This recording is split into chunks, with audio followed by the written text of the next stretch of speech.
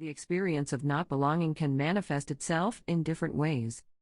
You may not have belonged to the popular groups at school, perhaps you don't belong to a certain religious community, maybe you're the town's fool, or your family doesn't want to see you anymore.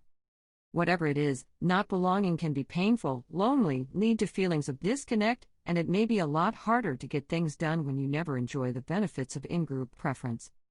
Also, it increases the chance of social isolation, which can lead to mental and even physical illness. But not belonging in itself has its benefits as well. Let's talk about them.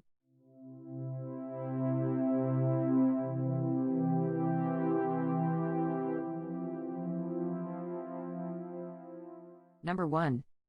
Ultimate freedom.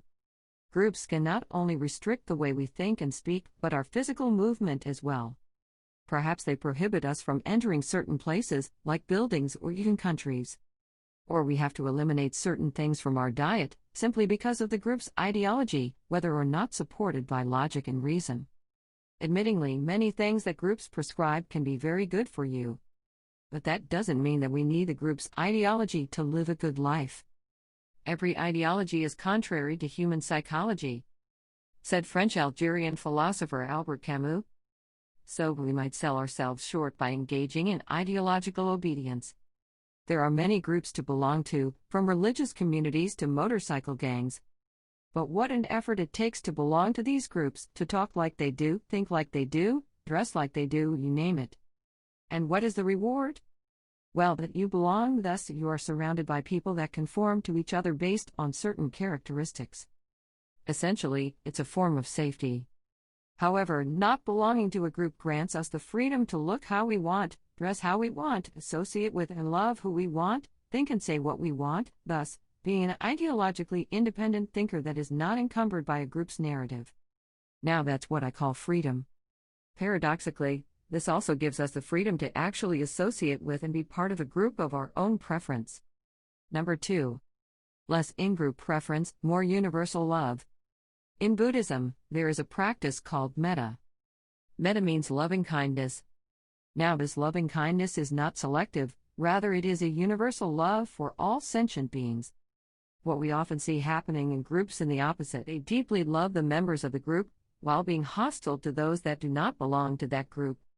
This is in-group preference, which can be great when you are part of that group, but not so great when you are not. This also means that this form of love is conditional because if you happen to become an outcast, this group love doesn't apply to you anymore. Try to convert to another religion, try to switch to another street gang or friends group, or support a different soccer team and see what happens. Now, if you don't belong to a certain group in the first place, you don't receive love from the same people, but you don't have to give it to the same people either. You are free to distribute your love to whomever you want. From this position, you can develop compassion for humanity as a whole. Or like the Buddhists do, for all sentient beings. I quote, "Just as a mother at the risk of life loves and protects her child, her only child, so one should cultivate this boundless love to all that live in the whole universe, extending from a consciousness sublime upwards and downwards, and across the world, untroubled, free from hate and enmity." Number 3. Self-actualization above conformity. According to this idea, the Sigma male does not identify with a specific place in the hierarchy, or with a group for that matter. His way is using the hierarchy to his advantage while maintaining his independence and autonomy. This could apply to females as well, of course, called the Sigma female.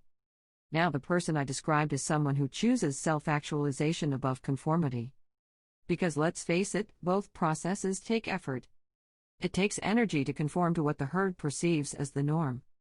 To quote Camus again, nobody realizes that some people expend tremendous energy merely to be normal. End quote. People need each other to some extent. For example, I'm happy to belong to the Kingdom of the Netherlands as a citizen and all the benefits that come from that, and it's also part of my identity.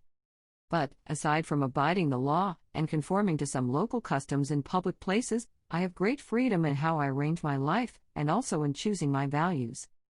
Now, I don't think that conformity is always a bad thing. In some cases, it is necessary for practical reasons, but instead of making it our default pursuit to belong somewhere, we can also put this energy into self-development and become people that are more true to themselves. There's a tremendous amount of energy we save by nonconformity.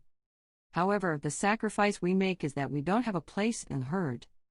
Which doesn't necessarily mean social isolation, by the way. To wrap it up, the benefits of not belonging are ultimate freedom, less in-group preference, which could lead to more universal love and self-actualization above conformity. While making this video, I realize how much I love to be an individual who can be genuinely himself, ideologically independent, and basically question everything and everyone without repercussions. Even though it's a path of solitude and uncertainty, the delight of not belonging is truly priceless. Thank you for watching. Share the video with your friends if you liked it.